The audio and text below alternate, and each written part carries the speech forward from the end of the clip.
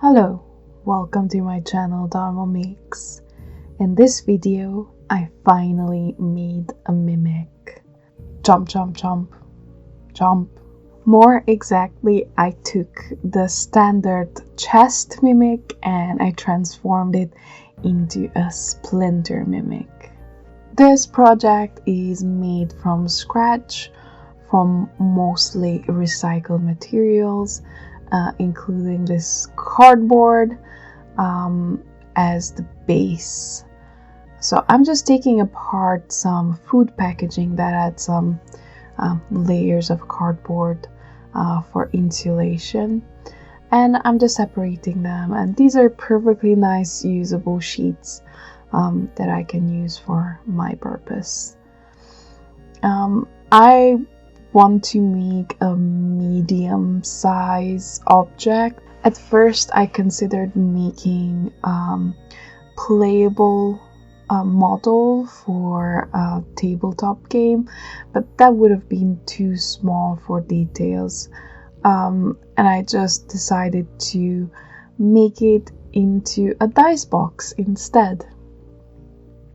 So I'm just first cutting out all of the pieces that I'm going to need to basically construct a rectangle-ish treasure chest.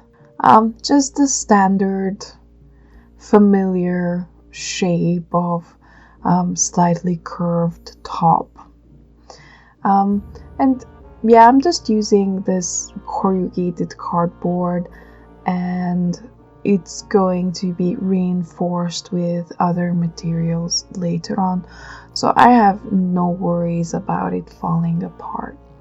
As you've seen me, I have measured and cut out the rectangle parts for the bottom half, and have kind of freehanded the curve that's going to make the rounded top. I made sure that both sides are copies of each other and they match perfectly. Also, just to make my life easier, instead of trying to measure how long of a piece I would need for the top, I just cut an extra long piece and will be trimming off the extra length. And to assemble the whole box, I'm actually using hot glue because I want my pieces to stay together quickly, and as I said, most of it is going to be covered if there is some glue over spillage, so I don't mind. And because I'm using raw cardboard, it sticks really well, so I'm not worried. For the bottom, I doubled up on the cardboard for sturdiness, but for all the other bits, just one layer will do. The mimic is a very well-known and beloved monster in Dungeons and Dragons and many other fantasy worlds that have monsters. As a hinge, I'm going to be using this bit of leftover fabric. This is like faux suede, but it doesn't matter what color or texture it is. I like it for its sturdiness, and it's just a cut off from a different project. I just saved it in case I could use it for something, and the opportunity just arrived. Using fabric is a tried and tested method for hinges. It's going to last, and unless it's like really pulled on, it's not going to tear or come apart. It's a very closely woven fabric. But before I actually join the bottom and the top together, I am just sketching out some lines for the mouth and actually cutting the edge with quite crooked lines actually. I want the mouth to not be perfectly symmetrical. I want it to look like a splintered chest where the mouth got open. I'm also just stacking up a few leftover pieces of cardstock to sort of form lips. Well, not exactly lips, but more like gums. Anyway, the mouth. And I'm also kind of piling on a little mound on top for where the eyes will go.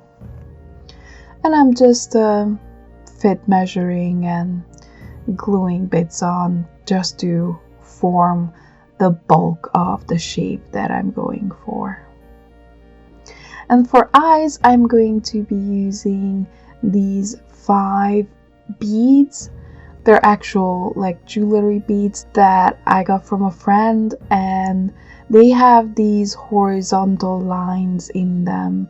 So when I was thinking about monstrous eyes, I thought having the horizontal pupils is going to make it a lot more freaky. But because the beads themselves are perfectly transparent except for the stripes, I am just painting the back of them with an off-white. Now for the interesting part.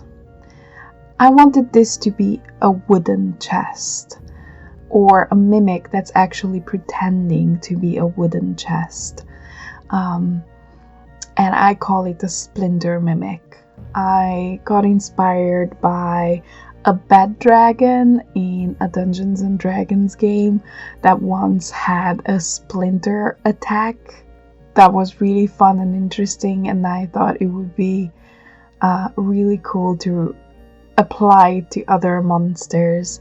So I'd like to think that this is a Splinter mimic, because if you get bitten by it, you'll definitely end up with lots of splinters. So for the teeth, I've basically just broken up these coffee stirrers in a way that the wood is like really uneven and splintered. And I'm also going to be adding more coffee stirrers to the outside so that it looks like it's actually constructed out of wooden boards. And to do that, first I need to get rid of all of those rounded edges. So I'm just scoring and snipping them off.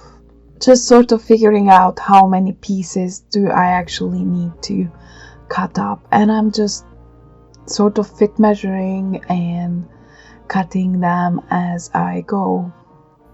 So now with all my wood pieces cut up, I am getting some air dry clay out, and I'm going to use this to actually sculpt the shape of the monster.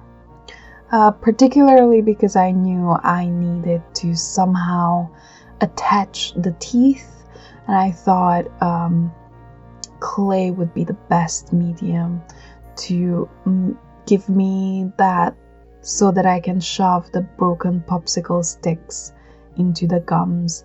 And I'm also dipping them into a bit of PVA glue just to help make them extra secure.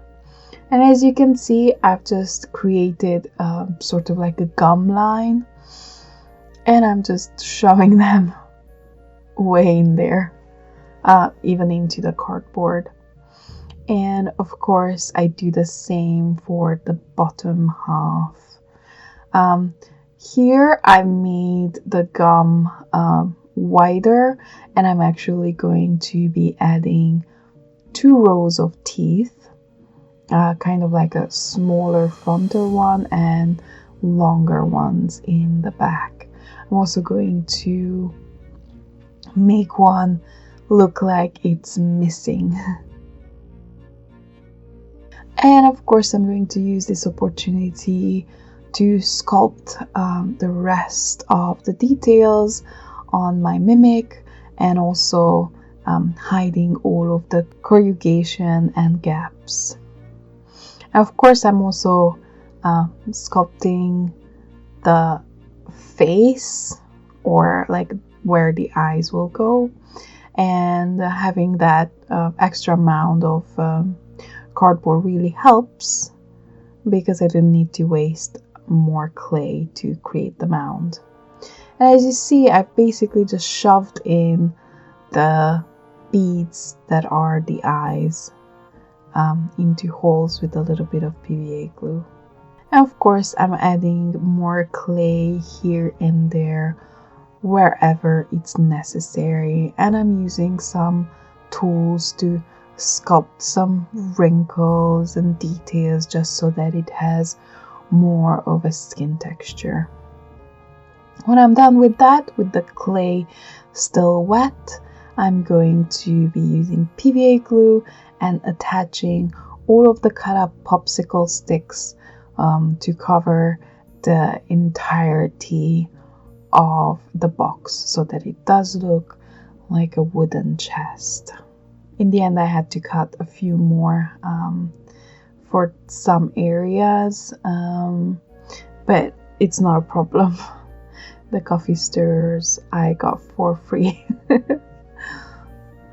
And that's what it looks like with the teeth added and with the slats glued on. Now I'm going to leave it to dry overnight.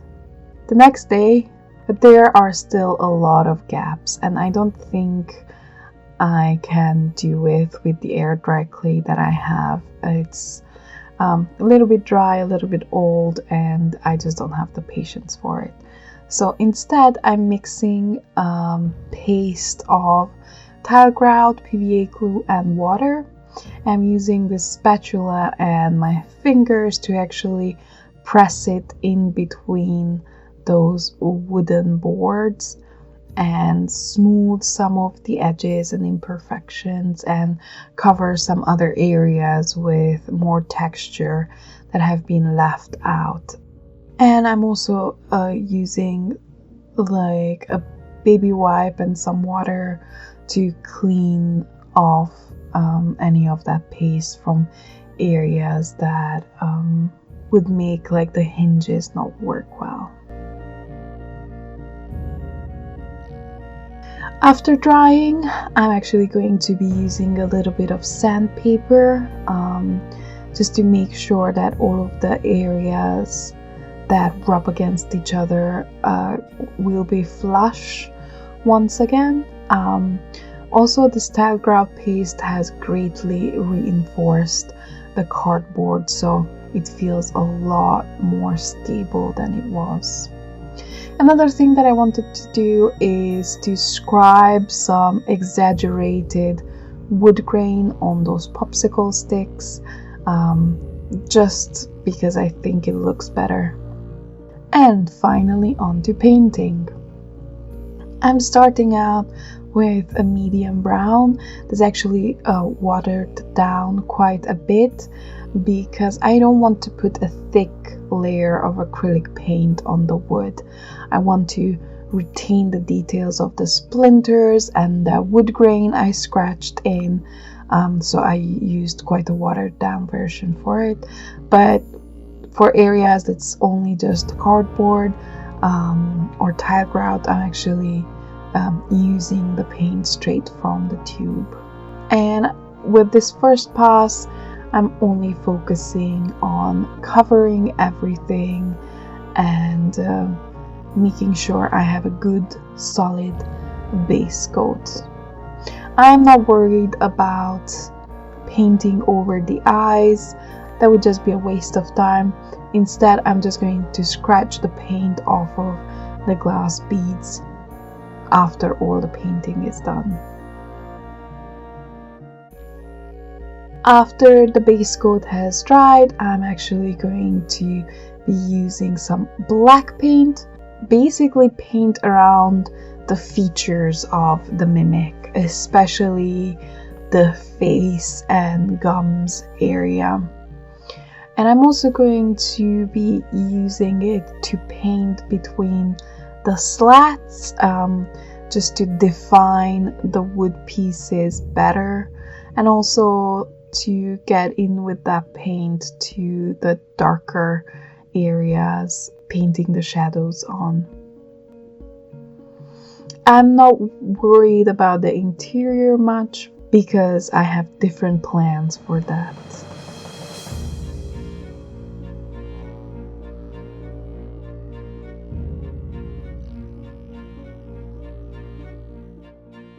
Next, I'm going to be using some red to go over the gums and lips and even the face a little for some color variation.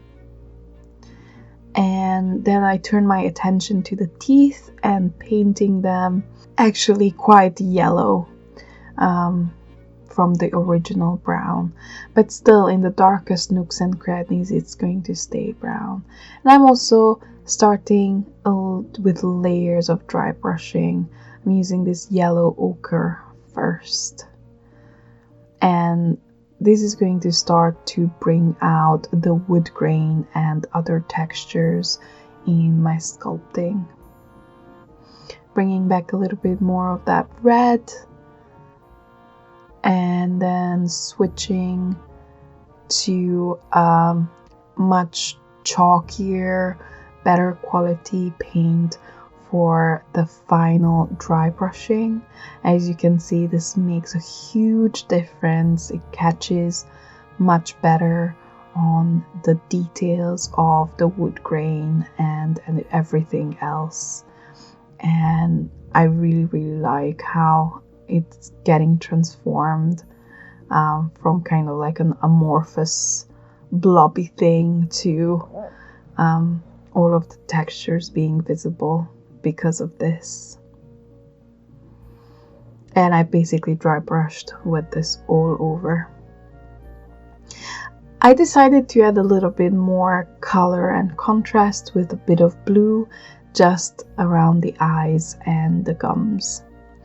And finally I'm adding an off-white to the teeth. I'm basically whitening the teeth, but all of those browns and yellows in the undertones really help with still having the illusion that the teeth are actually wood slats.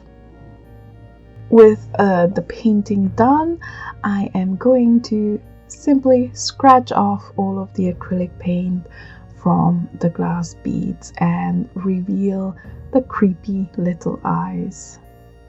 I'm just doing this with a pokey tool and occasionally just using a fluffy brush to get rid of the dust and particles. And I think it works. As a final step, I do want to seal my work in, so I'm going to be using this yellow shellac ink.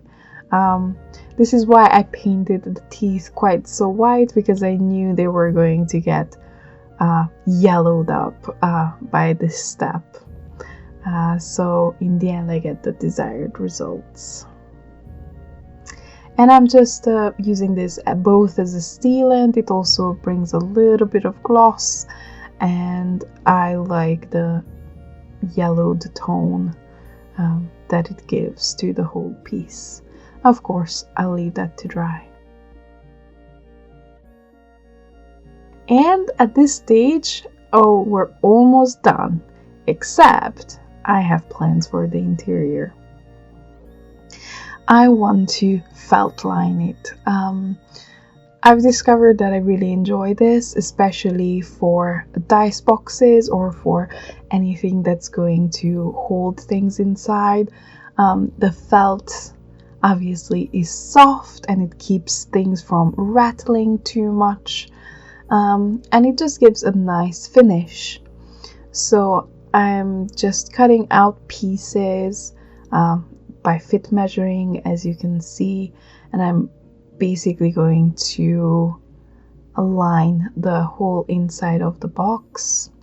And I'm just first tailoring the pieces I'm going to need. The most interesting part is that I actually wanted to add a big chunky tongue. So I'm actually going to be using some red felt. I'm just pinning it together and using some red embroidery floss and just quickly going around the perimeter of kind of like a semicircle. I'm doing like a very small delicate back stitch because it's felt, it's a little bit fragile. I'm trying to be careful but also make tight stitches so that none of the stuffing would like try to get out through any hole. With the sewing done, I'm just trimming off the excess fabric and turning it inside out, hoping that the shape is right. And yes, I do have a chunky curved tongue. So I'm just going to be using some polyfiber stuffing and stuff it quite well so that it stays stiff and holds its shape. And trying it on, I'm really happy. I've also decided that I'm going to need another piece of felt to just cover the top, just to make it look neater. And I'm just going to attach the felt with more hot glue, although I'm using a low temperature glue gun for this because I don't want to burn my fingers this time, at least. And I'm just simply attaching all of those pieces that I've cut and measured before. With the top part, I kind of wanted to have a few wrinkles so that it looks like the roof of a mouth. Like I'm sure you must have seen on animals, and even humans actually have like sort of ridges on the roof of their mouths, and I think that creates a little bit of an interest and is more reminiscent of an actual mouth. So yeah, those wrinkles are on purpose. And I'm also attaching the tongue just with hot glue and just using more scrap of that brown to go over and around it so that it looks nice and finished. And there it is. My Splinter mimic has an inside mouth and it's actually done. As you can see, it can actually hold dice, and with the closed mouth they wouldn't fall off. It's not the most practical and it's not very transportable, but it still works as a dice box on my desk. I hope you enjoyed watching me create this Splinter mimic. Do let me know what you think about it in the comments below. I love to hear your thoughts. Please consider subscribing to my channel if you'd like to see more videos like this. I make all sorts of crafty things, including miniatures, embroidery, sculpture, decorative objects, D&D related things, and more. Thank you for watching. I hope you're having a nice day. Bye!